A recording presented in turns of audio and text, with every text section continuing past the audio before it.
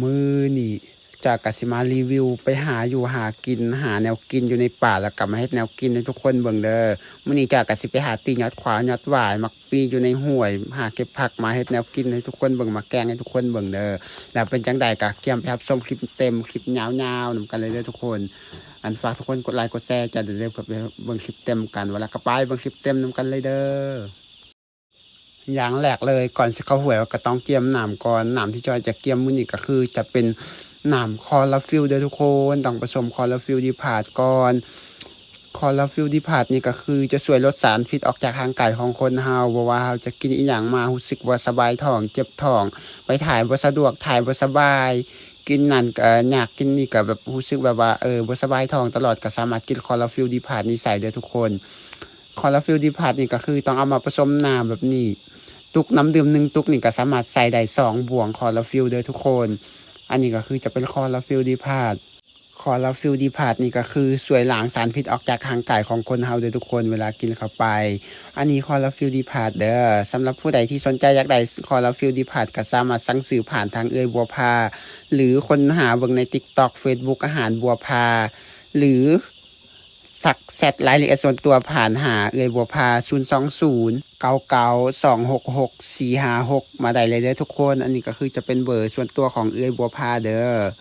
แล้วสำหรับผู้ใดที่สนใจอยากได้ก็สามารถสั่งซื้อผ่านทางบัวพาได้เลยเพราะบัวพาเพิ่นจะเป็นเจ้าของแบรนด์หลังจากเขาผสมน้ำมาแล้วเขาก็สามารถกินได้เลยเด้อทุกคนอันนี้คือจะเป็นคอลาฟิลเด้อห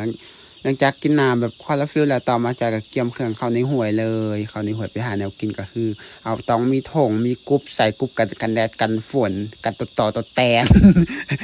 บ่ได้กันตัวแตนหรอกกันแดดกันฝนอะไรหลังจากนั้นแล้วก็เกี่ยมตัวเข้าในห้วยเลยทุกคนออกจากเถียงสนามก่อนอันนี้คือจะเป็นเถียงสนามโดยที่จอยอยู่ในบ่แม่นเถียงนาแล้วก็บ่แม่นเฮือนเป็นเถียงที่อยู่ในสวน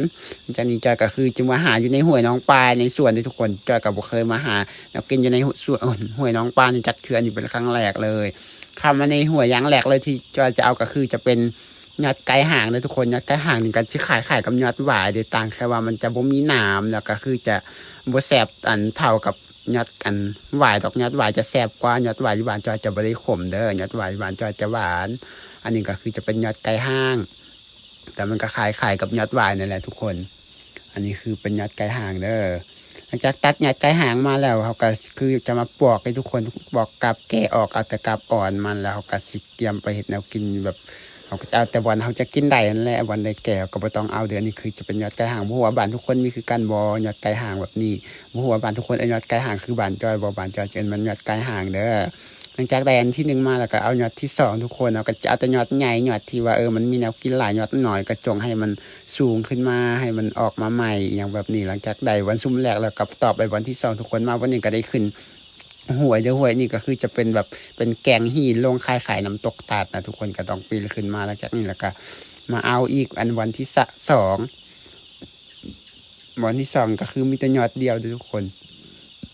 มันก็บ่งามปานใดแล้วไหมเพราะว่าคนหากินตลอดแต่ก่อนแท้จะมีหลายแต่เดี๋ยวนี้มันก็คือมีน้อยแล้วเพราะว่าเขาบ่ได้ปลูกเลยมันหากินตามป่าขนาดไปปลูกก็อาจจะดีอยู่เด้แต่ว่าเขาบ่ได้ปลูกเขาหากินตามป่ามันก็เลยค่อนข้างอยากจะหมดแล้วบ่ค่อยมีหลายปานใดแล้วจากนี้ก็มาเอาบอลใหม่ทุกคนนี่เบิ่งไก่ก็คือจะเป็นยอดแบบนี้เด้อยอดไก่ห่างนะจะบ่มีหนามเลยทุกคนแต่บ่มีหนามเลยเวลาจับโคตรสบายเลยเวลาไปกินคันเฮาบ่สั่งให้กินมันก็สิคันเด้แต่ว่ามันก็บ่ได้คันอีหยังหลายดอกมันก็คันน้อยนึงแบบนี้เราต้องเฮ็ดแบบว่าเฮากาบคันนะกาบแก่มันส่วนหลายจะคันเอากาบอ่อนมามันก็สิบ่คันเลยแนวกินน่ะ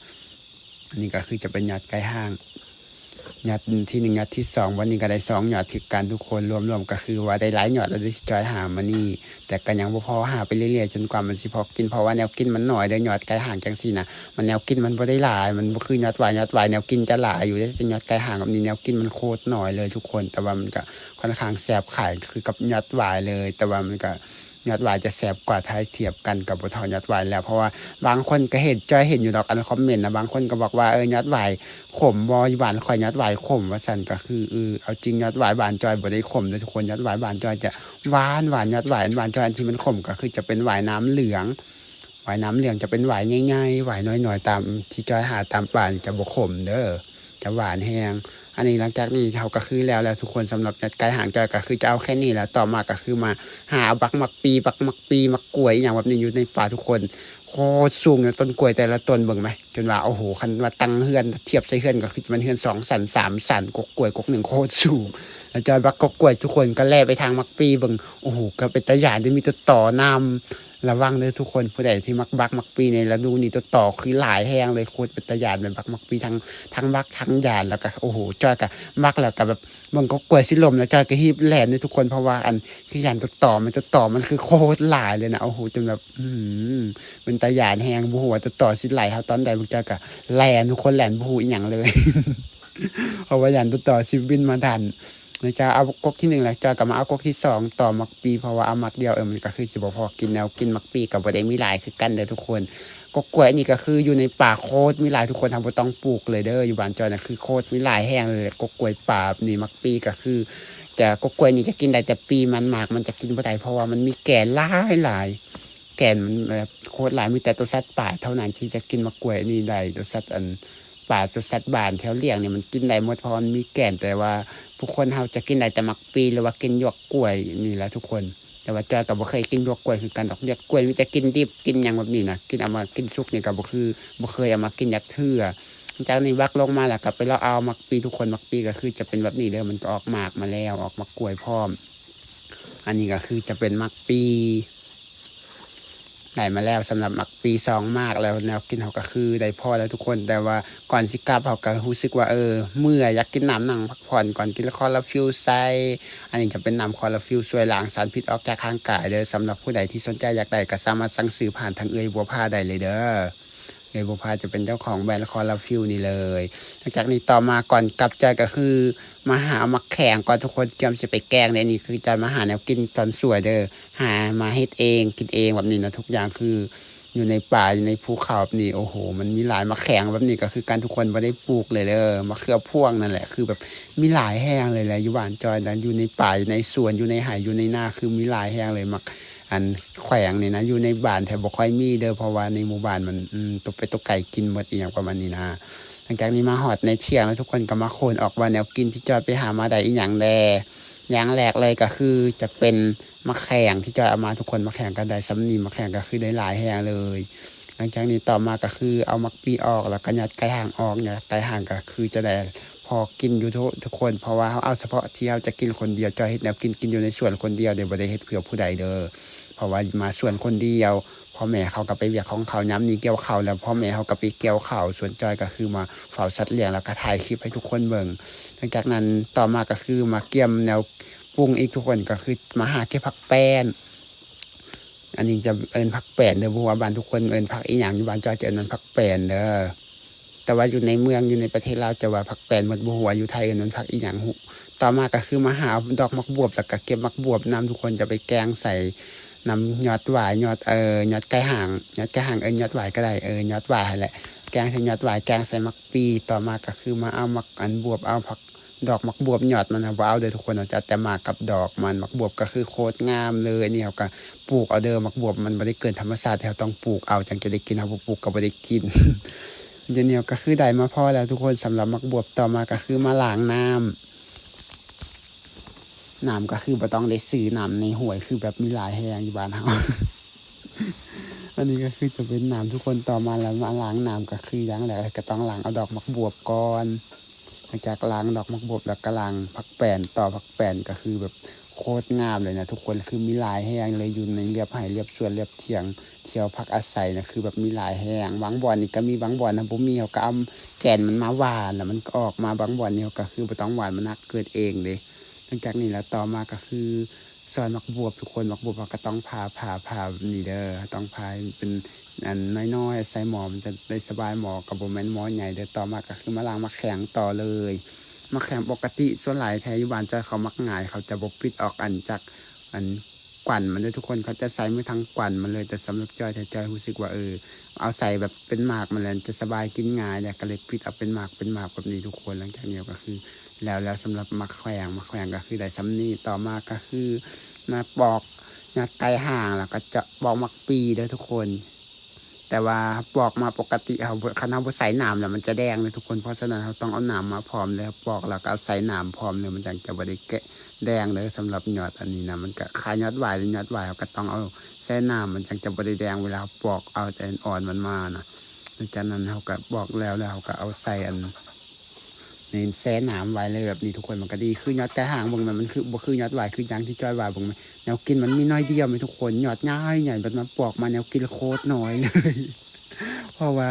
แนวกินมันคือน้อยแห้งเลยแต่ว่ามันก็แสบคือกันเด้อก็คือว่าคันเอาแก่มันก็สิคันหลังจากนี้ต่อมากับอันปอกมักปีทุกคนอันนี้จะเป็นมักปีที่เอามาก็คือมักปีก็คือกันในมักง่ายๆแนวกินน้อยหน่อยทุกคนเขาก็คือจะเอากินทางในเหมือนเด้อเขาจะเอาแต่อ่อนๆคันเอามันแก่ก็ได้ก็กินได้คือกันดอกแต่ว่าจอยแต่จอยสิผ่าทางในมันผ่าแต่แนวอ่อนๆของมันเขาก็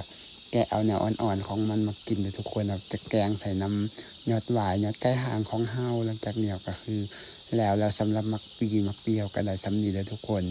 อันนี้ก็คือได้หลายอยู่ในกินคนเดียวกินบ่หมดดอกบางคือวันหน่อยแต่ว่าที่จริงแล้วมันหลายอย่างผสมกันมันกันเลยหลายแล้วก็กินคิดว่าบ่หมดแน่นอนแต่ว่าแต่ละเถื่อจะกินเหลือจะให้ตัวหมูกินคือเก้า มันจะนี่ต่อมาก็คือเกี๊ยมดังไฟเห็ดแนวกินเลยทุกคนมีหลายคนถามจะว่าเตาไฟเนี่ยเอามาจากใส่ก็คือถ้าเป็นเขียงอันเล็กที่วงบนเนี่ยก็คือซื้อมาจากตลาดแต่ก้อนหินเนี่ยไม่ต้องซื้อ